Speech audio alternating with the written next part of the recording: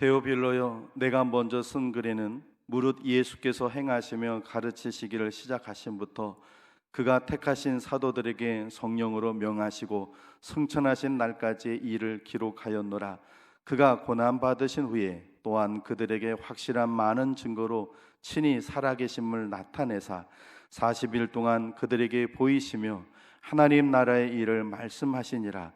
사도와 함께 모이사 그들에게 분부하여 이르시되 예루살렘을 떠나지 말고 내게서 들은 바 아버지께서 약속하신 것을 기다리라. 요한은 물로 세례를 베풀었으나 너희는 몇 날이 못되어 성령으로 세례를 받으리라 하셨느니라. 아멘. 이 시간에 우리 합심히 함께 기도합니다. 코로나가 속히 소멸되도록 또 우리 다음 세대가 믿음을 회복하도록 우리 교회의 부흥과 사명 감당 우리의 한 3분 정도 합심히 기도하겠습니다. 은혜롭고 자비로우신 하나님 감사합니다. 오늘도 하나님 전에 단련하여 예배할 수 있는 은혜 주신 하나님, 이 시간 저희들이 또 한마음으로 하나님 앞에 간절히 기도합니다. 하나님, 코로나가 여전히 하나님 줄어들지 않고 있고 하나님 제4차 유행을 아버지 하고 있는 그런 시점이 있습니다. 하나님, 코로나가 속히 소멸되도록 역사하여 주시옵소서. 치료제와 백신을 통해서 소멸됨이 우리가 믿지 아니하고 오직 하나님의 능과 능력 안에 하나님이 바이러스도 다스림을 받게 될 줄로 믿사오니 하나님 천하 만물을 다스리시는 아버지 하나님께서 이 땅의 이 코로나를 아버지 바이러스를 사라지게 해주셔서 우리가 다시 하나님 일상이 회복되는 그런 시간들이 올 수 있도록 하나님 은혜 베풀어 주시옵소서. 하나님 아버지, 우리 다음 세대들을 꼭 잡아주시고 저들의 믿음 회복이 있어야겠습니다. 갈수록 시대는 어두워지고 하나님 악해져 가고 있는데 우리 다음 세대들의 믿음이 약해서는 이 시대를 이끌어갈 수 없습니다. 하나님, 시대를 아버지 할 수 있도록 하나님 저들 믿음이 회복되게 하여 주시고 예수 그리스도를 제대로 믿고 믿음에는 우리 다음 세대를 되도록 만들어 주시옵소서. 하나님 아버지, 우리 대전 선악에 지난 70년 동안 함께 하신 아버지 하나님, 하나님께서 이 한 해 동안에도 우리 대전 선악에 큰 은혜를 부어 주셔서 주신 사명 감당할 수 있도록 힘 주시고 능력 주시고 하나님 또 부흥도 허락하여 주시옵소서. 그래서 하나님 이 시대의 구원의 방역할 능히 감당하는 복되고 귀한 재단 되도록 하나님 역사하여 주시옵소서. 하나님 아버지, 이 땅에서 코로나가 속히 소멸되도록 역사하여 주시옵소서. 우리 다음 세대를 믿음 회복하도록 은혜 베풀어 주시옵소서. 주님, 우리 대전 선악교회가 주신 사명 감당하는 재단 되도록 부흥도 주시고 힘도 주시고 능력도 더하여 주시옵소서. 이 시간 주님의 말씀을 들을 때 하나님 말씀에 대한 깨달음도 있게 해주시고 말씀 들을 때 성령님 우리 안에 임하여 주옵소서.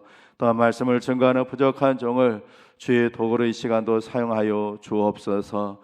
예수님 귀하신 이름으로 기도하옵나이다. 아멘. 한번 따라해 보실까요? 하나님을 기쁘시게 하는 교회. 나는 할렐루야. 분들과 인사하시겠습니다. 그리스도의 향기, 그리스도의 편지가 되십시오. 한번 더 인사하시겠습니다. 잘 오셨습니다. 코로나가 조금 더 심해지는 것 같으니까 일부 인원이 조금 더 줄어드는 것 같아요. 교회는 안전합니다. 물론 교회에서 확진자가 나오기도 하지만 그런 교회들은 방역 수칙을 어겨서 식사를 한다든지 소그룹 모임을 하는 교회고, 일반 교회들은 여러분들처럼 마스크를 쓰시고 또 여러분들 가시고 나면 또 우리 환기시켜서 하고 또 들어오실 때 체크하고 손 소독제하고 그래서 철저하게 방역 조치를 잘 따르기 때문에 교회는 안전합니다. 걱정하지 마십시오. 오늘 이런 중에도 하나님 전에 오신 우리 성도님들 환영하고 축복합니다. 그리고 또 여러 가지 사정 때문에 가정에서 예배드리는 우리 성도님들에게도 하나님께서 여러분과 우리 모두 또 가정에 예배드리는 모두에게 하나님께서 큰 은혜 부어주시길 주님의 이름으로 축복합니다. 우리는 가끔 무엇을 해야 할지 모를 때가 있습니다. 일상의 평범한 일이 아니고 어떤 큰 일을 당하면 순간적으로 무엇부터 해야 하는지 망설여질 때가 있습니다. 몇 년 전 아버지로부터 어머니가 돌아가셨다는 연락을 받았습니다. 그렇게 연락을 받고 나니까 순간 내가 뭘 해야지? 마치 길을 잃어버린 것 같은 그런 느낌이 들었었습니다. 목사로서 장례식을 수십 번, 아니 100번은 넘게 장례식을 치렀을 겁니다. 그런데 막상 내게 닥치니까 뭘 해야지 난감했었습니다. 그보다 더 오래전 집사람이 큰 아이를 임신하고 있을 때 아침에 새벽 기도를 가려고 이렇게 일어났는데 집사람도 일어났더니 저한테 그러는 거예요. 전사님, 저 안 되겠어요. 아기가 나오려는 것 같은데 저는 오늘은 새벽 기도 못 가겠어요. 전사님 다녀오시고 와서 저 좀 산부인과에 좀 데려다 주세요. 그러는 거예요. 그래서 저 혼자 가서 새벽 기도하고 그리고 와서 보니까 끙끙거리고 있더라고요. 그래서 데리고 산부인과에 갔습니다. 그로부터 한 10시간 지나서 오후 4시에 쯤 돼가지고 출산을 했는데 지금처럼 산후조리원이 그때는 없었어요. 그래서 산부인과에서 그냥 출산하면 그 병원에서 그냥 산모가 있는데 산부인과니까 남자가 있을 수가 없어요. 그래서 출산한 것만 보고 집사람 이렇게 챙겨주고는 저는 집으로 가는 거예요. 집으로 가면서 버스를 타고 집으로 가는데 이제 아기가 생겼구나. 우리 집에 이제 한 식구가 더 늘었어. 내가 이제 아버지가 됐구나. 그런데 내가 그럼 뭘 해야지? 이 생각을 하니까 그냥 머리가 하얘지는 거예요. 뭘 해야 할지를 모르겠어요.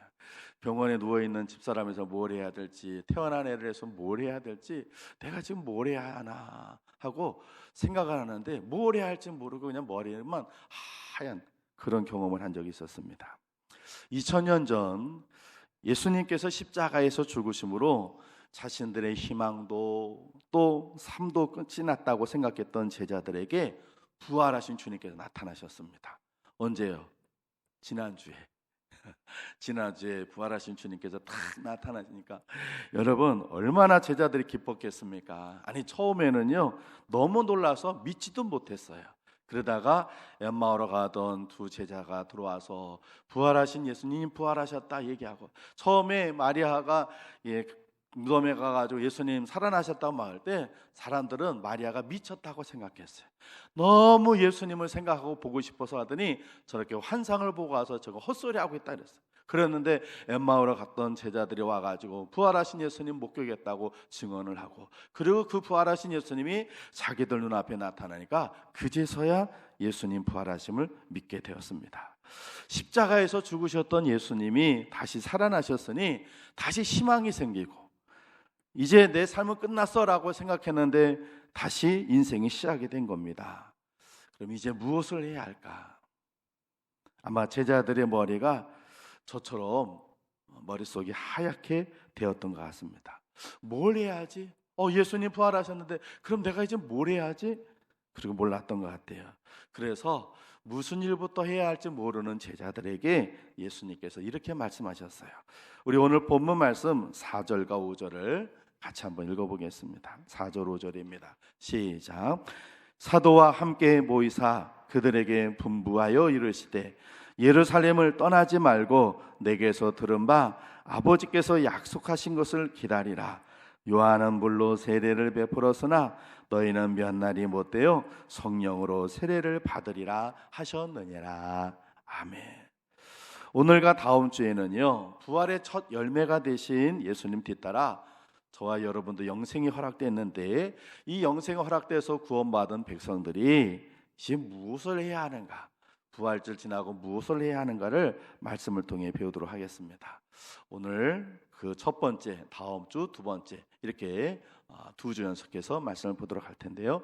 우리 옆분한테 이렇게 한번 얘기해 주세요. 다음 주에 빠지지 마세요. 그래요. 이번 주 듣고서 다음 주 들으면 다음 주 빠져버리면 50점이 되는 거예요. 오늘 오셨으니까 다음 주까지 꼭 참석하셔서 은혜 받는 여러분 되시길 주님 축복합니다.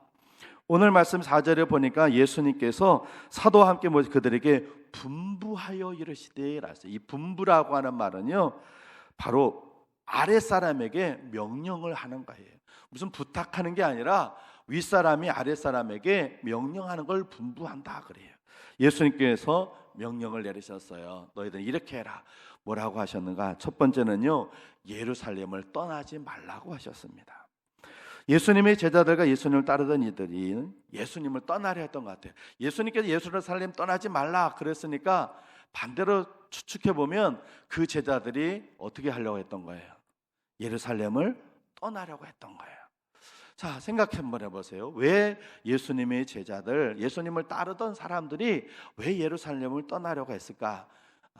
추측하건대 두 가지 이유가 있었을 거예요. 첫 번째는 예수님께서 부활하셨지만 아직까지도 여전히 예루살렘은 유대 종교 지도자들이 예수님을 따르던 자들을 그냥 잡으려고 혈안이 되어 있고, 그들 잡아가지고 예수님처럼 그렇게 죽이려고 하는 그런 상황이에요. 그런 상황에 예루살렘에서 계속 머물다면 자기들도 예수님처럼 그렇게 유대 종교 지도자들도 곤욕과 박해를 당할 수 있으니까 그런 두려움이 있어서 예루살렘을 떠나야겠다 생각했을 것이고, 두 번째는 그들 대부분의 거처가, 예수님을 따르던 사람들의 대부분 거처가 어디냐면 갈릴리 지역에 있어요. 예수님이 12제자 중에 유일하게 갈릴리가 아닌 지역이 유대 지역인 사람이 있어요. 누굴까요? 한번 상상해 보세요. 12명의 제자 중에 11명은 갈릴리 출신 사람인데 한 명만 예루살렘에 있는 유대 지역의 사람이에요. 누굴까요? 가룟 유다예요. 유다는 갚버렸잖아요. 그러니까 사람들이 자기들 고향 그 거처가 갈릴리 지역이니까 굳이 예루살렘에 있을 필요가 없는 거예요. 그래서 예루살렘을 떠나려고 했는데, 그런데 예수님은 뭐라고 하셨어요? 예루살렘을 어떻게 하라고요? 탈출해라 그러셨어요? 아니에요. 예루살렘을 떠나지 말아라 그렇게 말씀하셨어요. 아니, 예수님께서 지금 분위기가 어떤지 모르시는가? 지금 예루살렘이 지금 얼마나 나사렛 예수의 그 일당들을 잡으려고 지금 얼마나 사람들이 혈안이 되어 있는데, 아니 이 도시가 얼마나 지금 흉흉하고 있는데 예수님 그 분위기를 모르셔서 그럴까요? 아니에요. 예수님 아셨어요. 그럼에도 불구하고 왜 그런 분위기가 험악하고 어려운 여건과 상황 속에서 있는데도 불구하고 예수님께서 왜 예루살렘을 떠나지 말라 그러셨을까요? 바로 예루살렘을 떠나지 말라고 하신 이유는요, 박해와 위협을 받을 수 있어도 예루살렘은 예수님께서 십자가의 죽으심으로 인간의 모든 죄의 문제를 해결한 구원의 출발점이 되는 곳이에요. 교회의 탄생이 시작되는 곳이고 곧 성령님께서 임하실 그런 곳이기 때문에 예수님은 제자들에게 예루살렘을 떠나지 말라 하신 겁니다. 사랑하는 성도 여러분, 우리는 구원의 길에서 떠나서는 안 될 줄 믿습니다. 할렐루야. 하나님을 만나는 자리, 교회를 떠나서는 안 됩니다. 성령님께서 임하실 자리 떠나서는 더더욱 안 됩니다. 자, 그러면 예루살렘 떠나지 말라고 그랬으니 우리도 그러면 비행기 타고 어디로 가야 돼요? 이스라엘 가야 되나요? 그래서 이스라엘 가가지고 텔아비브 공항 내려가지고 그리고 차 타고 예루살렘을 가야 되나요? 그래요? 예루살렘 떠나지 말라고 그랬으니까 우리도 그래야 될까요? 아니에요. 우리의 예루살렘은 이스라엘의 예루살렘이 아니고 이곳 대전 선악교회인 줄로 믿습니다. 우리 구원의 출발점이요, 주님을 만나고 성령의 임재를 경험할 수 있는 우리 예루살렘은 여기 대전 선악교회입니다. 이곳을 우리는 떠나서는 안 됩니다. 사랑하는 성도 여러분, 구원의 자리, 예배의 자리, 성령 임재의 자리인 성전을 떠나지 말고 여러분의 자리를 꼭 지키시기를 주의 이름으로 축원을 드립니다. 코로나가 여전히 우리를 위협하고 세상에서 해야 할 일이 너무 많아서 눈꽃을 새 없이 분주하고 바쁘더라도 우리는 우리의 자리를 떠나서는 안 됩니다. 물고기가 물을 떠나면 어떻게 돼요? 어떻게 해요? 죽어요. 그것처럼 우리가 이 영적인 자리를 떠나면 우린 죽습니다. 그러니 우리는 우리의 예루살렘을 떠나지 말고 지켜야 할 줄로 믿습니다. 할렐루야. 우리 옆 분한테 이렇게 말씀해 주세요. 이 자리를 지키세요. 한 번 더 하세요. 주님의 명령입니다. 그래요. 이 자리 지키라고 주님께서 명령해 주셨어요. 예루살렘 여기니까 이거 떠나지 말아라 말씀하셨어요. 두 번째 주님께서 말씀하신 것 명령은 무엇인가요? 약속하신 것을 기다리라고 하셨어요. 아버지의 약속하신 것이 무엇입니까? 그건 바로 성령 받는 겁니다. 약속의 말씀을 믿고 기다리면 기다리는 자에게 하나님께서 그 약속을 성취하여 주십니다. 할렐루야. 다윗은요, 사무엘 선지자로부터요, 너는 이스라엘 왕이 될 것이다 하고 기름 부음을 받았어요. 그런데 그 기름 부음을 받고서요, 그 다음에 그해 왕이 된 게 아니라 몇 년이 걸렸냐면 14년을 기다렸어요. 14년 동안 지금의 사울 왕이 내 다음에 내 아들 요나단이 왕이 돼야 되는데 하나님이 선지자를 통해서 다윗을 왕으로 세웠다고, 그래서 저 녀석이 우리 집안의 적이다 생각해가지고는 다윗을 죽이려고 얼마나 노력을 했는지 14년 동안 다윗은요 도망 다녀야 됐어요. 그러면서 다윗은 하나님께서 자기를 이스라엘의 왕으로 세울 그걸 기다리는 거예요. 여러분, 그 기간이 얼마나 괴로웠겠습니까? 소망이 없었을 거예요. 도망 다니다가 정말로 다윗이 엄청 고생을 합니다. 심지어는 미친 척까지 하기도 하고요, 적한테 가가지고 살려달라고 도우기도 하고 그래요. 힘들어 포기하고 싶었을 때도 있었을 것입니다. 그러나 그는요 하나님의 약속을 믿고 기다렸어요. 그렇게 14년을 하나님의 약속 믿고 기다렸던 그 다윗, 그가 이런 고백을 합니다. 시편 40편 1절 우리 앞에 화면에 있는데 같이 한번 읽어볼까요? 시작. 내가 여호와를 기다리고 기다렸더니 귀를 기울이사 나의 부르짖음을 들으셨도다. 아멘. 기다리는 것도 축복이며 은혜인 줄로 믿습니다. 오늘날 수많은 사람들이요 기다리지 못해 화를 당하는 경우가 얼마나 많습니까? 참지 못해서 가정에 불화가 일어나고, 조금 더 기다리면 될 텐데 그거 못하고 그냥 조금 기다리면서 힘들고 어려울 때 좀 참으면 직장에서도 승진하고 직장도 정착이 될 텐데 그건 못해가지고 그냥 금방 때려치고 나오고 뒤집어 버리고 그냥 관둬버리고, 그래서 인생 어렵고 힘들게 사는 사람들이 얼마나 많아요. 여러분, 기다리는 것도 축복인 줄로 믿습니다. 인내하는 자는 축복과 은총을 받습니다. 히브리서 10장 36절 이런 말씀이 있어요. 같이 한번 읽습니다. 앞에 화면에 있어요. 시작. 너에게 인내가 필요함은 너희가 하나님의 뜻을 행한 후에 약속하신 것을 받기 위함이라. 아멘. 약속이 있으면 그 약속이 성취될 때까지 기다려야 하는 것입니다.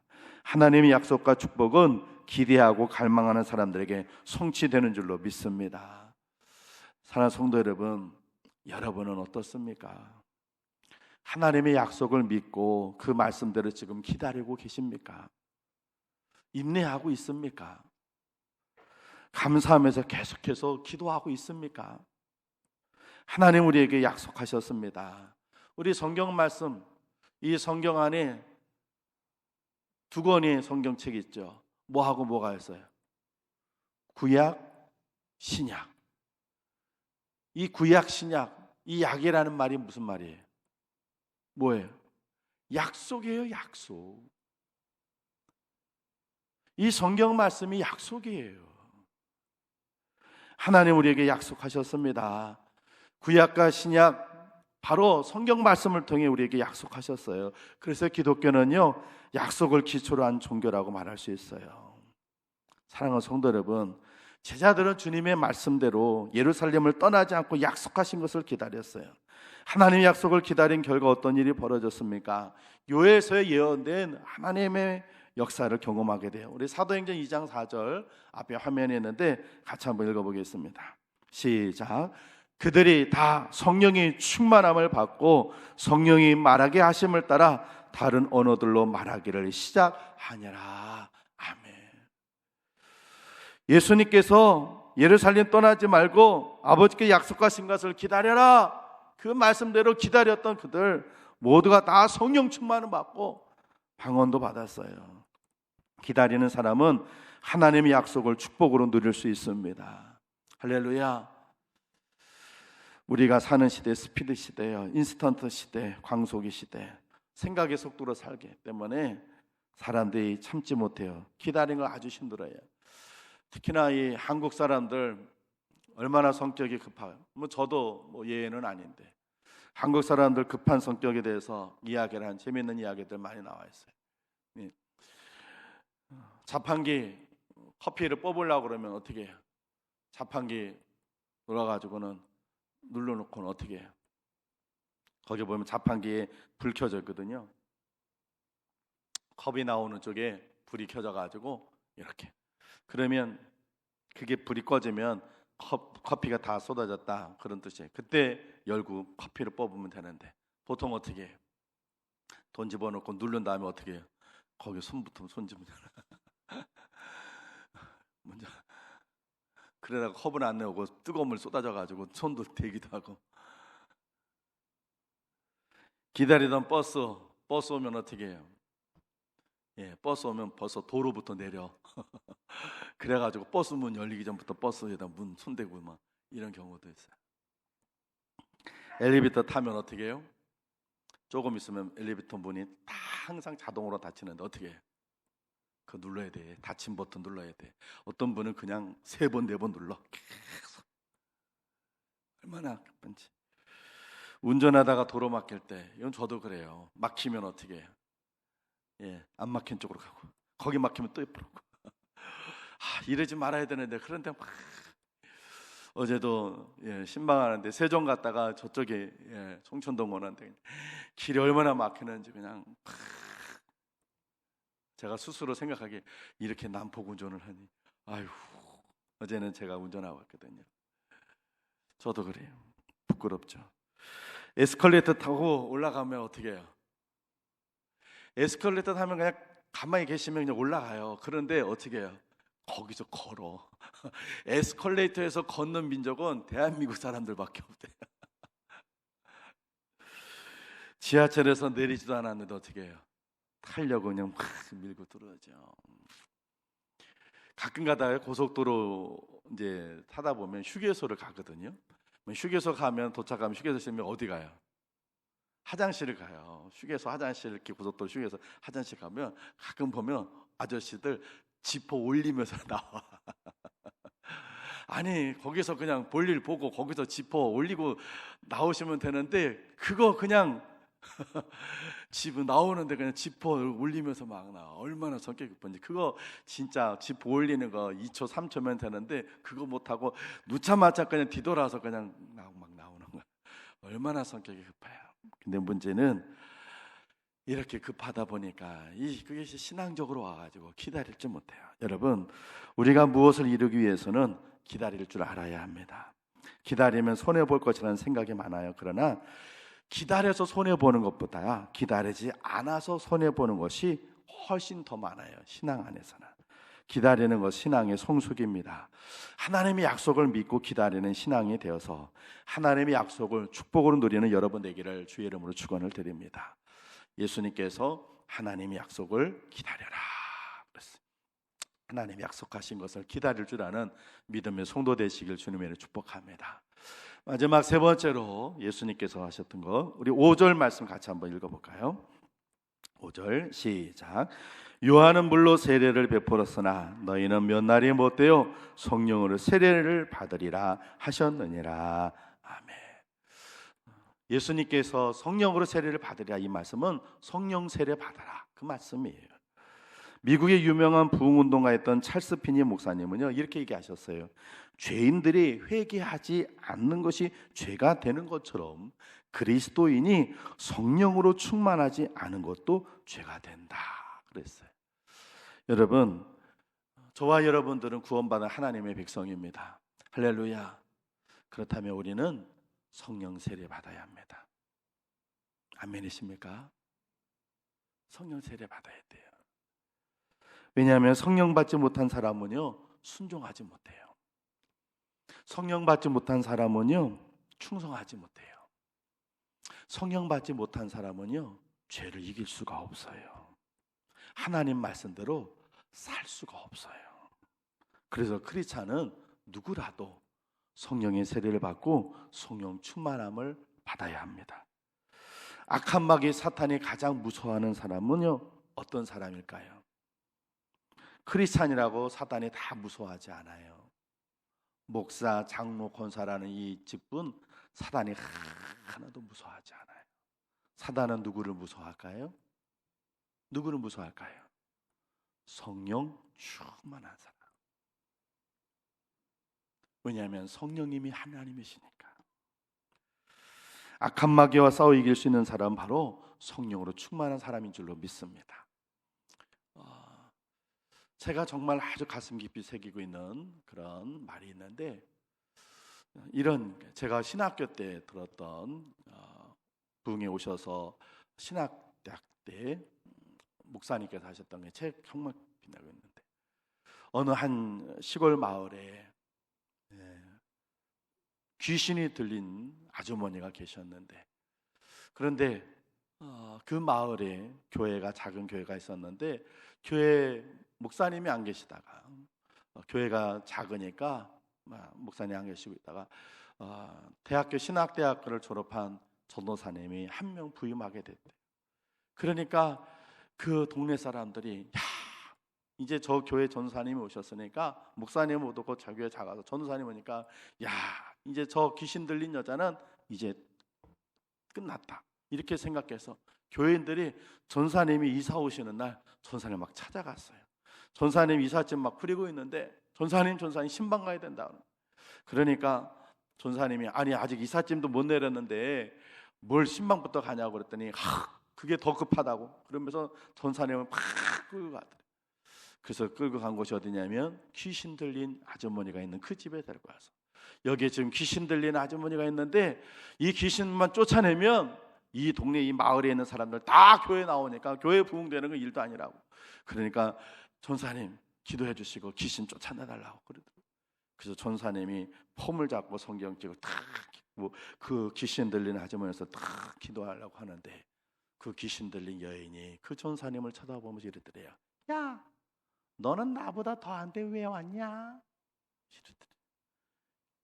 사실은 알고 보니까 신학대학 다니면서 이 전사님은 술도 마시고 못된 짓도 하고 그냥 어쩔 수 없어 신학대학 가가지고 졸업을 했지 신실한 전사님이 아니었던 거예요. 그거를 사단이 너무 잘 알고 있어요. 그러니까 자기를 쫓아낼 그런 능력이 안 되는데, 자기랑 별반 다를 바 없는데 와가지고 귀신 쫓아내려고 폼 잡으니, 그 귀신 들린 아주머니가 하도 가짜나서 넌 나보다 더한데 왜 왔냐 그래. 자기 실체가 드러날까 이 전도사님이 얼굴이 새빨개져서 그냥 그 길로 짐도 풀고 그냥 도망을 가버렸어요. 실망한 건 교인들이 실망을 했죠. 그런데 하루는 이 아주머니가 방에 있는데 갑자기 확 놀래더니 그냥 저 방 구석으로 가더니 막 문을 향해서 벌벌벌 떠면서 손가락질하고 있다. 도대체 왜 그러는가? 그리고 같이 그 방 안에 있었던 사람들이 그 방문을 열고 밖에 보니까 그 방 바깥에서 마당에서 한 주일학교 여자애가 두 손을 모으고 눈물을 흘리며 기도하고 있다는 거예요. 하나님, 이 집에 있는 아주머니가 귀신 들려서 괴로워한다고 하는데 하나님, 아주머니를 고쳐주세요. 귀신을 쫓아내주세요 하고 그 어린아이가 거기서 기도하고 있더래요. 여러분, 그 어린아이 기도에 그 아주머니 속에 있는 귀신이 떠났답니다. 여러분, 사탄은요, 목사, 장로, 권사는 직분, 신앙생활 오래 하고 교회에서 무슨 직분 받은 거 하나도 안 무서워요. 아니, 사탄은 이렇게 얘기할 줄 몰라요. 너를 내가 잘 알고는 더 왜 그렇게 폼 잡고 있어? 네 어떻게 사는지 너를 내가 잘 알고 있는데 그럴 거예요. 그러나 여러분, 사단이 정말 무서워하는 사람은 성령 충만한 사람입니다. 왜냐하면 성령님이 하나님이시니까. 그 하나님으로 가득 차 있는 사람, 그를 무서워하는 거예요. 그래서 예수님께서 성령의 세례를 받아라 말씀하신 거예요. 사랑하는 성도 여러분, 성령 충만해야 할 줄로 믿습니다. 성령 충만하면요, 사람이 달라집니다. 성령 충만하면요, 인생이 달라집니다. 성령 충만하면요, 죄와 싸워 이길 수 있고요, 생각이 달라져요. 성령 충만하지 못할 때는요, 맨날 생각이 부정적이야. 안 되는 게 더 많아. 그리고 세상에서 분노와 그냥 화만 가득히. 그러나 성령님께서 그 속에 충만하면 안 된다는 것이 아니라 된다고 생각하는 부정적인 사람이 아니라 긍정적인 사람으로 바뀌고, 화가 가득해 조금만 뭐라 그래도 와 화를 내던 사람이 온유하고 평안한 사람으로 바뀌어져요. 왜? 성령님께서 그 사람이 주인이 되어주시니까. 사랑하는 성도 여러분, 그래서 성령님께서, 예수님께서 부활하셔서는 제자들에게 말씀하시는 거예요. 성령의 충만함 받으라, 성령의 세례를 받으라. 사랑하는 성도 여러분, 성령 받기를 사모하는 여러분 되시기를 주님은 축원을 드립니다. 그래서 여러분, 저와 여러분들이 성령 받아야 돼요. 그래야 세상에 나가서 부활하신 예수님을 자랑도 하고 증거도 하고 나타낼 수 있지. 성령 받지 못하면 우리는 그저 우리들의 삶 속에 여전히 예수님은 그냥 십자가에서 죽으시고 끝난 거예요. 그러나 예수님 부활하신 줄로 믿습니다. 그 부활하신 예수님께서 우리에게 말씀하시는 겁니다. 예루살렘을 떠나지 말아라. 그리고 하나님이 약속하신 것을 좀 기다려라. 그리고 성령의 충만함을 받아라. 사랑하는 성도 여러분, 이곳이 우리 예루살렘인 줄로 믿습니다. 예배의 자리, 기도의 자리 떠나지 마시고 그 자리를 지키십시오. 감사하게도 요즘 우리 교회 심야기도에 제가 얼핏 보면 지금 일부 예배 이 인원만큼 심야기도에 나오세요. 감사해요. 요즘 몇 주 전부터 우리 교회 심야기도에 불이 붙어서 성도님들이 나오는데 일부에 나오신 정도만큼 그렇게 나와요. 예전보다 절반은 더 나와서요. 감사해요. 새벽기도는 조금 줄었어요. 안타깝게. 여러분, 새벽기도에도 또 심야기도에도 또 수요예배, 아쉽게도 우리가 오예배 언제 다시 시작이 될는지 모르지만 또 그 예배 자리, 그 모든 자리가 우리가 지켜야 할 예루살렘인 걸 아시고 그 자리를 잘 지키시고, 그리고 하나님이 약속하신 것을 여러분 인내로 기다려보세요. 그러면 하나님의 은혜와 축복을 반드시 경험하게 될 때가 오게 될 줄로 믿습니다. 그리고 성령의 충만함을 사모하세요. 그래서 하루를 살아도 이 땅에서 성령 충만함으로 살아서 악한 영과 싸워서 이기고 세상에 나가서 하나님의 자녀답게 말씀에 순종하고 충성하고 헌신하는 그런 하나님의 자녀로 살아가는 여러분 되시기를, 우리 예수님께서 마지막으로 부활하시기 전에 제자들 부탁하셨던 이 당부를, 이 부탁을 꼭 기억하며 살아가는 여러분 되시길 주님의 이름으로 축원을 드립니다. 기도하겠습니다. 주님, 부활하신 주님께서 제자들에게 예루살렘을 떠나지 말아라, 아버지께서 약속하신 것을 기다려라, 그리고 성령의 세례를 받으라 하셨던 우리 주님, 우리가 부활절 이후에 우리가 무엇을 해야 할지, 어떤 일을 할지 알지 못하나 주의 말씀을 가슴에 새깁니다. 주님, 우리 허락하신 예루살렘을 떠나지 않겠습니다. 그리고 하나님 아버지께서 주시는 약속하신 것을 우리가 인내하며 기다리겠습니다. 하나님, 우리에게 성령의 충만함을 허락해 주셔서 성령 충만한 하나님의 자녀로 그렇게 살 수 있도록 도와주옵소서. 예수님 귀하신 이름으로 기도합니다.